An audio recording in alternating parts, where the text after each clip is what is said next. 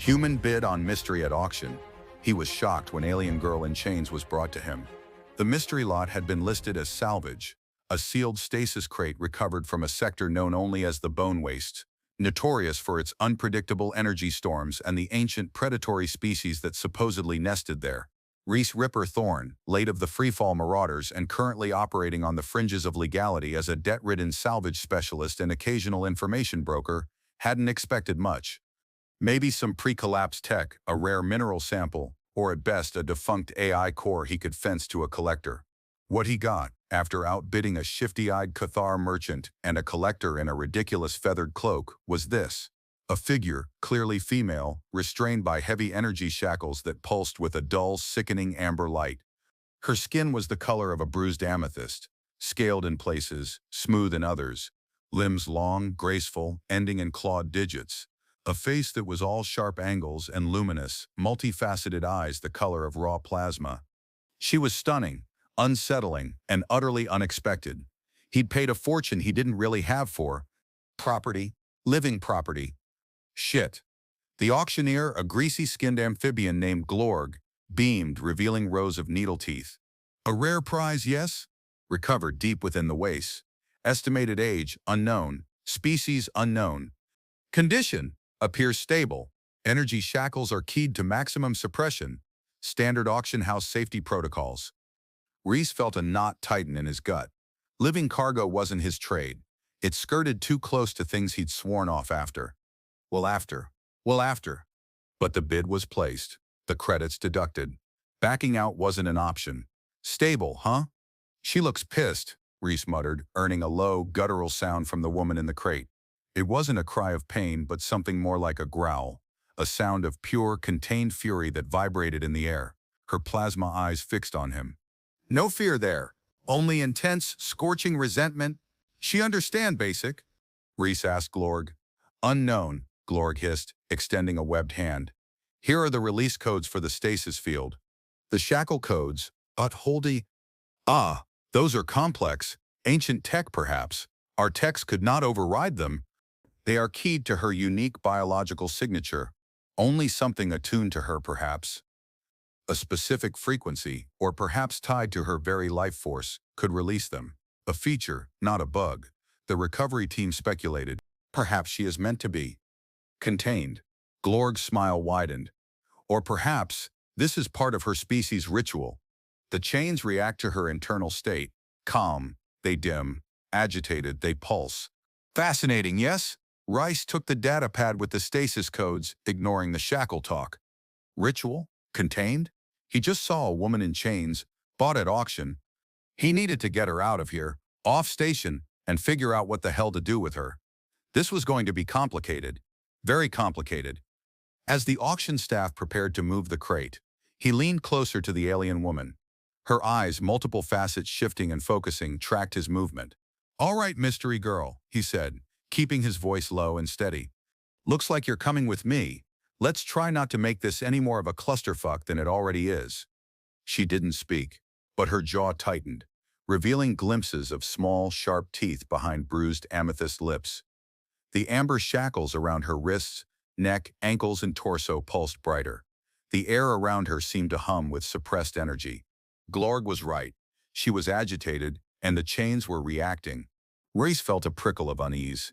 He wasn't sure what he'd bought, but he was damn sure he hadn't just bought a passive piece of salvage. He'd bought something volatile, something dangerous, something that looked at him with the cold, calculating gaze of a predator, cornered, not a victim. Getting her off the station was a tense affair. She remained in the stasis crate during transit through the crowded docks, labeled innocuously as industrial equipment. Inside his battered, heavily modified freighter, the Stray Bullet, in the relative privacy of the cargo bay, Reese finally entered the stasis release codes. The field shimmered, then dissolved. The alien woman stood slowly, stretching muscles that seemed to pop and click with unnatural flexibility. The chains remained. Heavy, glowing amber, they didn't restrict her movement entirely, but seemed to damp her energy, forcing her posture into something less imposing than he suspected was her norm. She tested the shackles, her clawed fingers brushing against the pulsing energy. They didn't break. They didn't yield, they just hummed louder. She turned those multifaceted plasma eyes on him again, the light within them flickering. Her gaze wasn't just visual, it felt invasive, like she was scanning his very molecular structure. He felt exposed under it.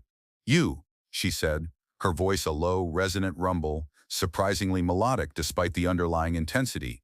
It wasn't basic, but the ship's translator filtered it instantly. "You purchased property from the weak things who barter living flesh." It wasn't a question, it was an accusation. "Yeah, well, they didn't exactly advertise you as living flesh," Reese retorted, leaning against a cargo container trying to project casual indifference he didn't feel. Mystery crate. Could have been anything. Wasn't expecting. "Go diet." This, he gestured vaguely at her chains. "So, what are you, mystery girl? And why the fancy jewelry?" She took a step towards him, the chains clinking softly. Even chained, she moved with predatory grace. "I am Kalandar of the Lumina, daughter of the Brighton Star, first blade of the sunken city." She paused, tilting her head, observing him. "You are Tali human. Tali human, a male. You smell of dust, burnt sugar, and regret. Why did you purchase me?" "Why? Debt, mostly," Reese said flatly. "Thought I could flip whatever was inside for a quick score. Didn't realize it was you. And the smell is probably engine grease and bad caffeine. As for the regret, well, let's just say this isn't the first time I've made a questionable life choice." He circled her slowly, examining the chains. "Lumindar, Atwamina? Never heard of you. Sunken City? Where the hell is that?" "It is not for the knowledge of ground scuttlers," Kalandar stated, her tone dismissive. "These bindings, don't." She touched a shackle on her wrist. "They are pain collars keyed to my internal energy flow. They prevent the full manifestation of my lumina form. They were placed by the collectors." "Collectors?" Rice frowned. "You mean the auction guys? Glorg and his pals?" Kalandar made a sound Reese didn't understand, but the translator rendered it as ignorance. "No, the collectors are furry parasites, those who seek to drain the Brighton Star from us. They found me, weakened. They bound me. The auction house are merely pawns, intermediaries." Her plasma eyes narrowed. "They will track these chains. They are designed to lead the collectors to their stolen property. You have anchored yourself to danger, human." Race felt the knot in his gut tighten into a full-blown clench. "Great. Just my luck. Bought a walking target with built-in tracking. And you call me a ground scuttler." He rubbed a hand over his face. "Okay, new plan. Get these damn things off you, figure out where these collectors are, and avoid them like a hyperspace anomaly." He approached the chains again. "Let me see these things. Maybe I can find a release port, bypass the biolock." Kalandar extended her arm, presenting the shackle. Her touch was cool, the scales rough but smooth where they met. The energy cuff pulsed faster under his gaze. "They are not technological in your understanding. They are symbiotic energy leeches. They feed on my lumina field, dampening it, making me manageable. Removing them by force would disperse my core energy. Painful, potentially lethal. And the collector's signature would activate, alerting them to my presence." She watched him with unnerving intensity. Glorg spoke of ritual. He was not entirely wrong. These chains were designed to be removed only under specific conditions related to the bear, resonance, a shared frequency. Reese stared at her, then at the pulsing shackles. "Shared frequency? What the hell does that mean? Like a passcode?" Kalandar's lips curved slightly, a strange, almost mocking expression. More fundamental, a deep biological attunement, a pairing, a resonance strong enough to momentarily overwhelm the leech lock.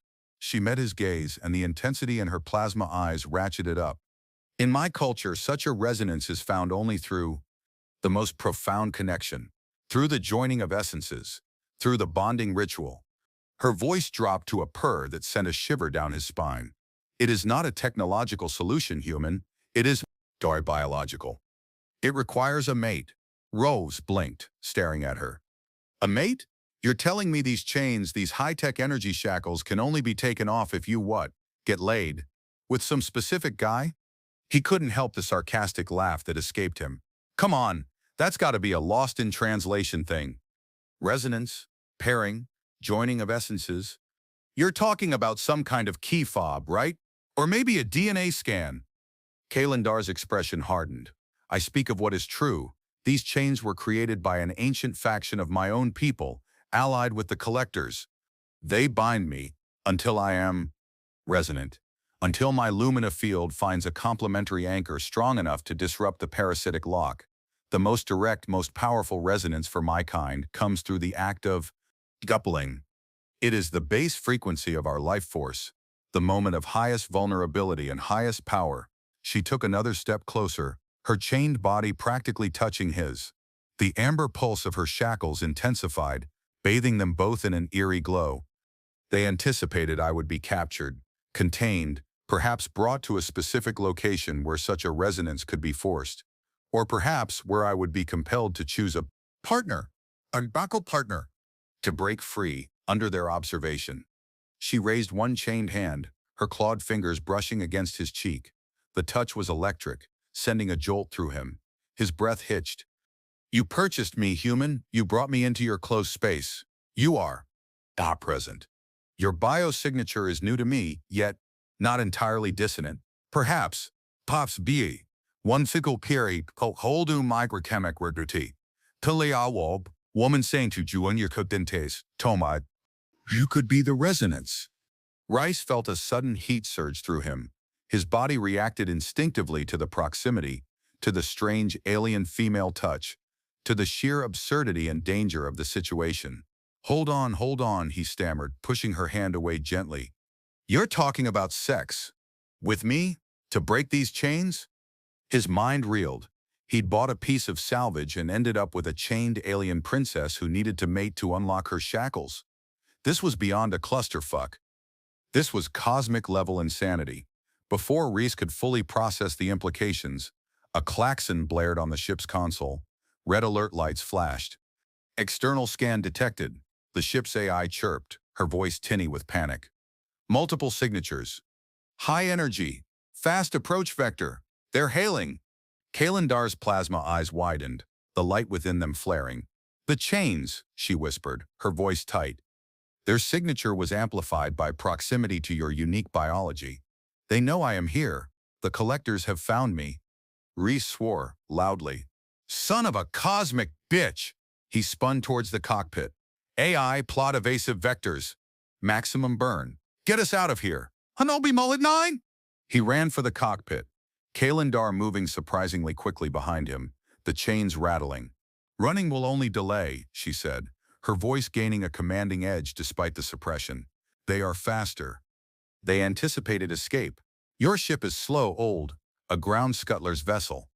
It's gotten me out of worse, Reese snapped, slamming into the pilot's chair and grabbing the controls. The ship shuddered as he engaged the thrusters, pulling away from the station. On the main view screen, multiple icons representing fast-moving ships appeared, closing the distance rapidly.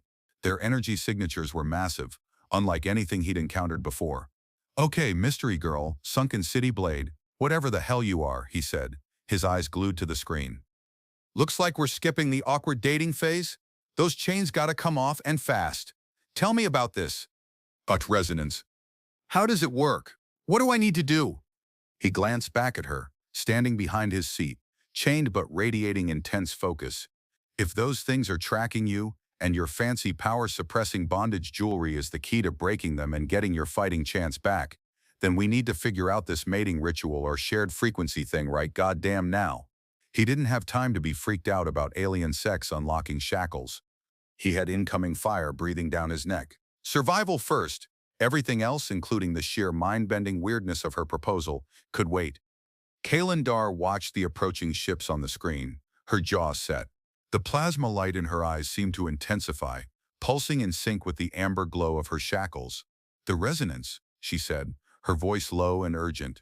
It requires unity, not merely physical proximity, human, a merging of intent, a vulnerability that allows the Lumina energy to synchronize. The act you call sex is the most direct path. It strips away guards, forces a singular focus.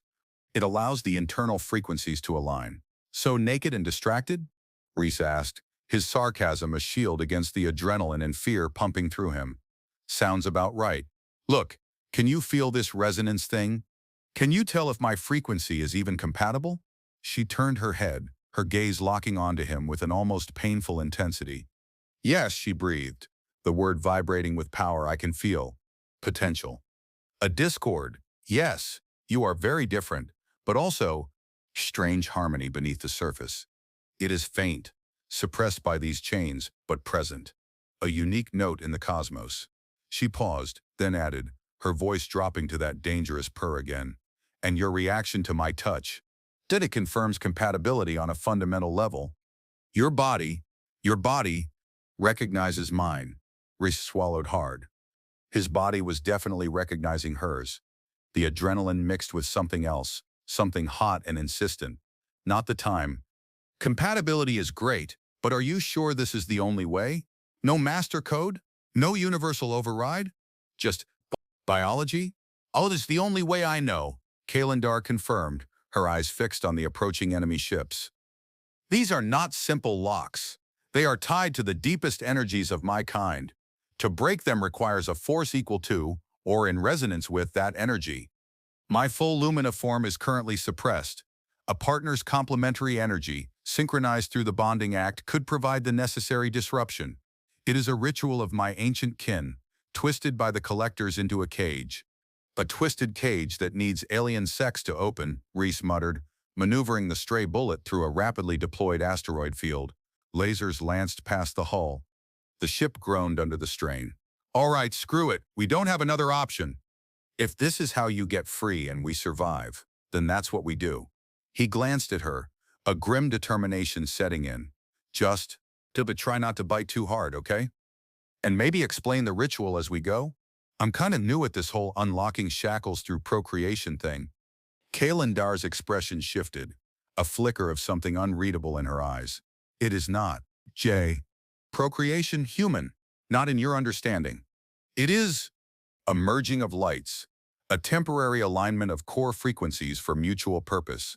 The potential for procreation is a secondary outcome, not guaranteed. She straightened, her posture becoming subtly more regal despite the chains. Prepare yourself, human. We will perform the resonance binding. Now, in this flying metal box.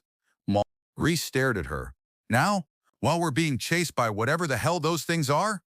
The pressure, she stated, her voice firm. The shared danger. It will sharpen the focus, intensify the need for unity. It will force the resonance. Come, the cargo bay is Jara's adequate. She turned and began walking back towards the rear of the ship, her chained steps echoing in the narrow corridor. Rice just stared after her for a moment, then back at the view screen showing the rapidly closing enemy ships. His life had officially gone from bad to unbelievably, sexually bizarre and terrifying. He followed her, the sounds of laser fire impacting the hull providing a terrifying soundtrack to their bizarre predicament. The cargo bay felt less adequate and more like a death trap, but it was the only space large enough. Kalandar stood in the center, the amber light of her chains casting dancing shadows. She was already shedding her simple dark tunic, revealing more of her bruised amethyst skin, the delicate scaling, the subtle lines of what looked like dormant bioluminescence just beneath the surface. Reese felt a surge of heat that had nothing to do with the ship's straining engines. My kind do not clothe for mating rituals, she stated, her voice calm despite the chaos outside. Vulnerability is key. There must be no barriers, physical or energetic. She looked at him, those multifaceted eyes seeming to see right through him. Disrobe, human, quickly. The collectors are close. We do not have time for human modesty rituals. Reese fumbled with his own worn flight suit, his hands trembling slightly. This was insane. He was about to have sex with a chained alien woman he'd bought at auction in a cargo bay while being chased by her angry owners. Right. No modesty, he muttered, peeling off the suit. He stood before her, feeling ridiculously exposed. So, how does this resonance thing actually work? Do we, meditate? Hold hands and chant? Kalandar's expression was unreadable.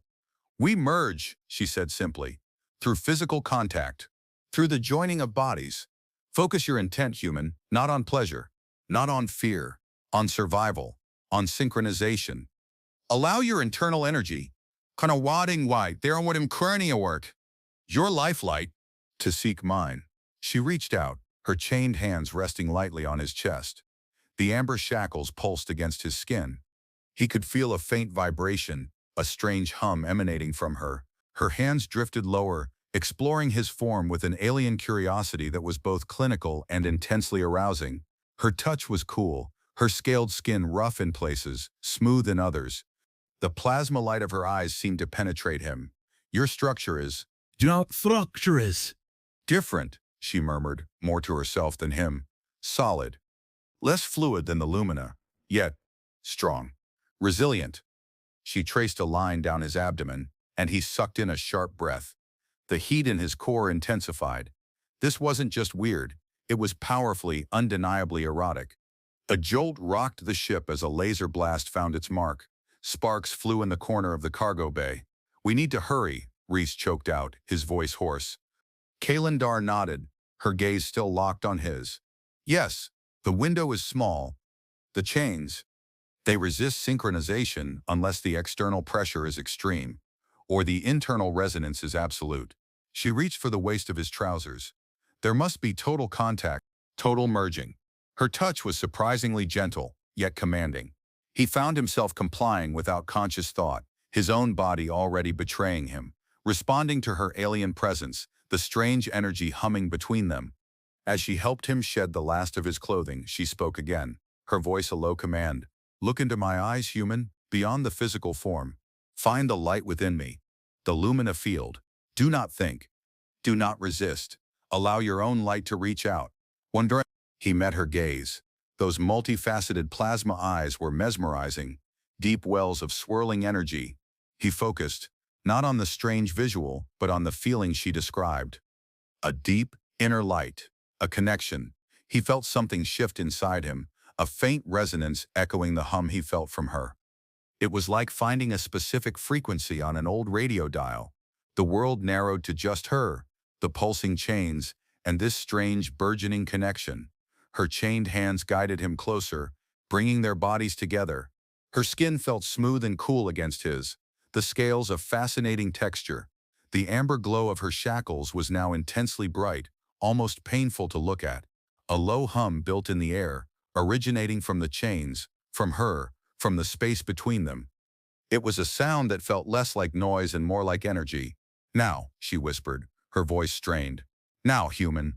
The pressure is mounting. The resonance must peak. Her chained hands clutched his shoulders, pulling him fully against her. The physical reality of their bodies pressing together was jarringly human, even as the alien energy hummed between them. Her muscles were coiled and strong. Her scent was faint, metallic and clean, like ozone after a storm. He moved with her, driven by instinct and the bizarre urgency of the situation. Her body molded against his in ways that were both familiar and utterly foreign. There were new textures, unexpected angles. As they moved together, the hum in the cargo bay intensified, becoming a resonant frequency that seemed to vibrate in his bones. The amber glow of the chains flared, pulsing with their movements, their combined energies. He focused on her eyes, on the faint light he felt responding within himself. Surrendering his fear, his confusion, everything but the desperate need to make this work, to break these chains, to survive. He felt Kalandar tense beneath him, her breathing ragged. Yes, she gasped, the sound echoing the building hum. The resonance, it builds. Faster, human, push against the chains. Push your light into mine. He did, pouring every ounce of his focus, his desperate need for survival, into the act. The hum reached a crescendo, a high, piercing frequency that seemed to shake the very fabric of the ship. The amber glow of the chains became blindingly bright. He felt a jolt, like being hit by pure energy. Then a violent snap. The hum cut out abruptly. Darkness fell as the chain's energy vanished. Silence, save for their ragged breaths and the distant thrum of the ship's engines. He collapsed against her, breathing hard. Her body was still beneath him, but no longer constrained by the heavy pulsing shackles. They lay on the floor of the cargo bay, broken, inert scraps of metal and crystal scattering around them. The amber glow was gone. Kalandar was free.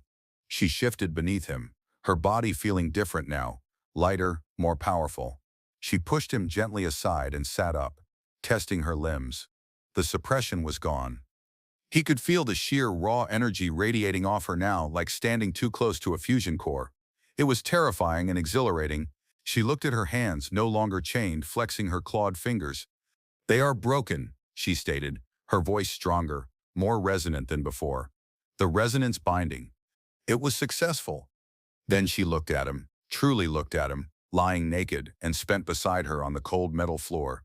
Her plasma eyes, now glowing brighter, held a mix of wonder, assessment, and something else he couldn't decipher. "You," she said, her voice softer this time but still commanding. "You achieved the necessary resonance. You unlocked my cage." She reached out, her hand hovering over his chest, where the shackle had been. He felt a sudden warmth spread across his skin, not the heat of lust, but a strange, tingling energy. He looked down and saw faint lines of glowing blue light appearing on his skin, tracing the path where the shackle had been. They pulsed in time with his heartbeat. A mark. She was marking him. He stared at the glowing lines on his chest, then back at Kalendar, who was watching the mark spread across his skin with intense interest. "What the hell is that?" he asked, his voice shaky. "What are you doing?" "A bond mark," she explained, her tone neutral, as if this was the most natural thing in the universe. "It signifies the success of the resonance binding. It links our lumina fields, now temporarily synchronized. It will fade as the resonance dissipates, unless—" She trailed off, watching the blue lines pulse on his skin. "Unless the bond is reinforced." "Reinforced?" Reese echoed, sitting up, feeling strangely cold now that the intensity of the act and the chain's energy were gone. The mark pulsed with a faint, steady light. "Reinforced how? And what does it mean, links our fields?" Kalendar flexed her hand again, and faint lines of blue light similar to the mark on him appeared momentarily under her own skin before receding. "It allows me to sense you," she said. "Your general location, your state of being, and you. You may feel echoes of my energy. It is a primal connection forged by the merging of lifelights. As for reinforcement, repeated bindings in close proximity could deepen the resonance, make the bond permanent." Rish stared at her, then at the glowing mark on his chest. "Permanent? You're telling me we just permanently linked ourselves? Because we had to have emergency alien sex to break your chains while being chased?" He ran a hand over his face. "This is officially the worst salvage mission of my life." "The worst, or the most?" "But to both is boss, the both is mausobaris mihari sharjix pulver first erotic." "Resonant?" Kalendar countered, a faint, knowing smile touching her lips. She looked utterly different without the chains, taller, more imposing, the energy radiating from her almost visible. "The collectors are still pursuing us. Without the dampening effect of the pain collars, they can sense my unsuppressed lumina signature with greater clarity. We are free of the cage, human, but not of the hunt." Suddenly the ship shuddered violently. Warning alarms blared again. "Hull breach, cargo bay." "Section 3, the AI screamed. Laser fire intensified outside. They had been hit, hard. Kalendar was on her feet in an instant, her movements fluid, powerful. "They have found us," she stated, her voice ice cold. "Your ship cannot withstand their assault. It is a fragile thing." She glanced down at the broken chains around her feet, then at the glowing mark on Reese's chest. "The resonance binding gave me freedom, human. Now we must ensure our survival. And yours is linked to mine." She looked towards the source of the hull breach, her plasma eyes gleaming with fierce resolve. "There is a way, a dangerous way, my full lumina form. Doc, it is a weapon, but it requires immense energy. Energy the pain collars leached. But perhaps, with the connection we have just forged, I can draw enough from your own lifelight to manifest fully, if only for a short time." Reese scrambled to his feet, grabbing his discarded flight suit, not bothering to put it on. "Draw energy from me? What does that mean? Am I going to glow blue and pass out?" "Perhaps," she said, a flicker of amusement in her eyes. "Or perhaps you will feel exhilaratingly empty. But it will allow me to fight, to project a field strong enough to deter the collectors, or perhaps even disable their ship from within." She stepped towards the breach section of the cargo bay, where sparks flew and atmosphere vented into the void. "All right," Reese said, zipping up his flight suit hastily, the bond mark pulsing beneath the fabric. "Exhilaratingly empty sounds. Less than ideal. But glowing blue and passing out while space rips us apart sounds worse. What do I do? Kalendar turned back to him, her expression serious now. Stand with me, human. Place your hand on my back, where the primary lumina nodes reside. Focus on the connection, the resonance we just forged. Allow your energy to flow into mine. Do not break the contact. Not until I tell you. Reese nodded, a grim determination settling in. This was it. Sink or swim. Bond or die. He moved to stand beside her, the cold vacuum of space visible through the growing breach. He reached out and placed his hand flat on her scaled back, just below her shoulder blades. He felt a strange warmth beneath his palm, a point of intense energy concentration. He focused on the glowing mark on his chest, on the faint echo of connection he felt with her, and willed whatever energy she needed to flow from him to her. As his hand connected, Kalendar took a deep breath, and the air in the cargo bay seemed to vibrate. Lines of brilliant blue light began to appear all over her body, pulsing and spreading like a rapidly unfolding galaxy under her skin. The lumina form. It was breathtaking, terrifying, and far more powerful than he could have imagined. Her eyes flared with blinding plasma light. The air crackled with energy. Now, she commanded, her voice a low roar that seemed to come from everywhere at once. Collector parasites, you sought to cage the lumina? You shall find only the storm. With a burst of energy that slammed Reese back against a container, she launched herself towards the hull breach. He could see her body vibrating with power, a living beacon of blue light against the blackness of space. He felt a drain, a sensation of warmth being pulled from him. But it was manageable. The bond mark on his chest pulsed fiercely, acting as a conduit. Through the breach he saw her go. She didn't just fly out, she projected herself, leaving a trail of shimmering blue energy in her wake. He saw her collide with the nearest collector ship, not with physical force but with an explosion of pure light that seemed to ripple through its hull. The ship recoiled, its shields flaring erratically. Kalendar, a blur of living light, then arced towards the next vessel. Rice watched, awestruck and terrified. This was the power the chains had suppressed. This was the lumina. He felt the drain on his energy intensify, a growing weariness spreading through his limbs, but he kept his hand pressed against the spot on her back, maintaining the bizarre connection. He had to. Her life and his depended on it. He saw the collector ships falter under her assault. Their weapons' fire became less precise, less directed. They were defensive now, scrambling to evade the living lightning bolt that was Kalendar. She wasn't just breaking their ships, she was disrupting them, on an energetic level, disabling their systems, overwhelming their defenses with pure, unchained lumina power. After what felt like an eternity, but could only have been minutes, she returned. She shot back through the breach, bleeding energy, her blue glow dimming rapidly. She landed heavily beside him, collapsing to her knees. Reese dropped beside her, his body trembling with exhaustion. He kept his hand on her back. The drain lessened but didn't stop entirely. Kalendar's lumina light faded, receding back under her skin until only faint traces remained. She was back to her bruised amethyst form, breathing heavily. The collector ships on the view screen were in disarray. One was disabled, venting atmosphere.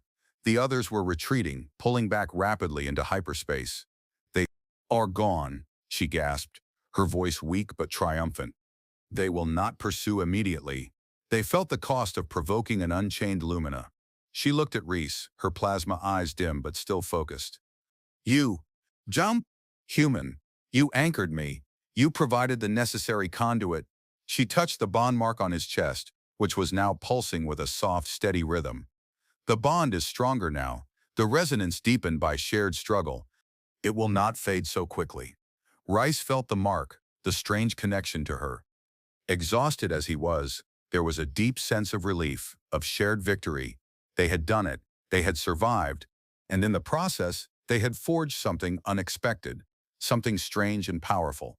So, he said, forcing a tired grin, saved your ass, broke your chains, became your counterconsolpapreting.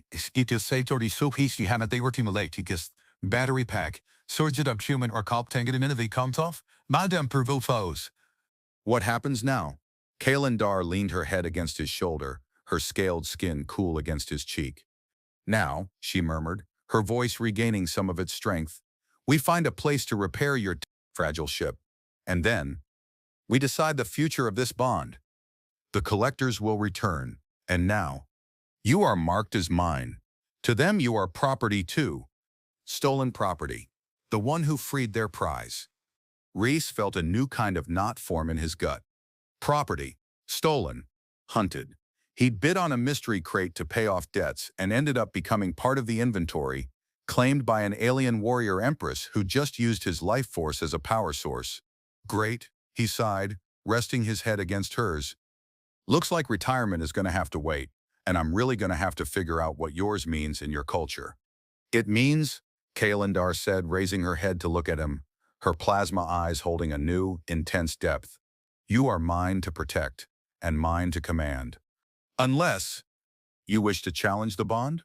She paused, a faint, dangerous smile touching her lips. The ritual of claiming must be acknowledged. Either through submission, Galvin, Koshin Plishwana Badiwan Vuts Patient Teeth inside, or defiance. But know this, human of Earth, the Lumina do not relinquish their claim easily. The bond mark on his chest pulsed, warm and insistent, sealing the promise of a dangerous, intertwined future.